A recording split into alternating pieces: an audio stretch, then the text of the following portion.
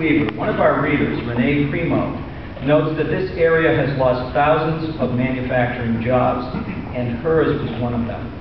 In fact, today the State Department of Labor and Workforce Development reported that the jobless rate in the Fitchburg, Leominster, Gardner market area was 8.5% in June, nearly 2 percentage points higher than the state's unemployment rate.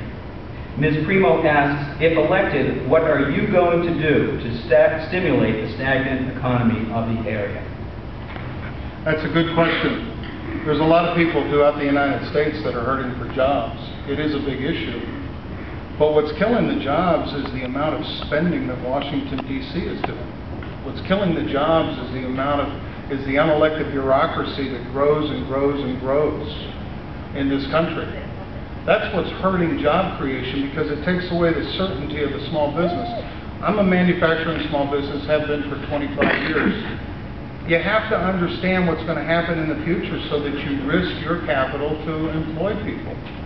So what we have to do is we have to get back to the basics of what it means to be a great country, and part of that is local control. We've got to get the spending out of Washington, D.C. It's that simple. Here in Fitchburg, it's going to be a problem, because, as you know, you've got a water issue problem. You had a solution for 80% years ago. The EPA turned it down, told you to go back to the drawing board. So that increase in sewer and that increase in water rates, because you wanted to get 80% of it done on your own money, is now going to cost jobs, because every employer that has to pay that, every town that has to pay, every person that has to pay that, it's an increase in jobs. So what I'll do is go down to Washington, D.C. We have to dismantle much of the bureaucracy which causes the rules and regulations, and with that, private enterprise is going to expand and grow. John Reba. Thank you very much.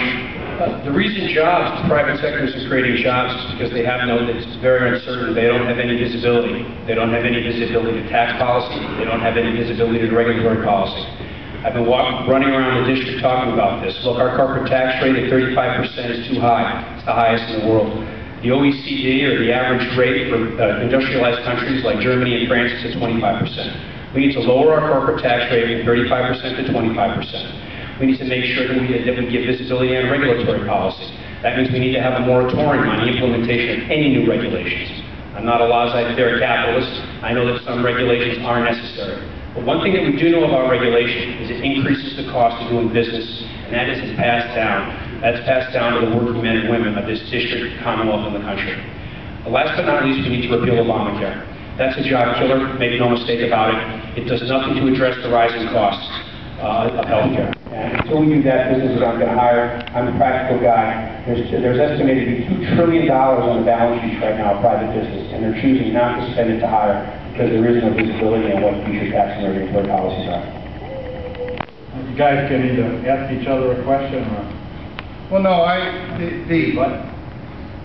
when we look at the regulations and we look at the rules, moratoriums are fine, except all that means is that the unelected bureaucracy is going to save up their paperwork and hit business with it. We need to systematically go through every department in this federal government and decide, is it doing what it's supposed to, yes or no? And if not, cut it.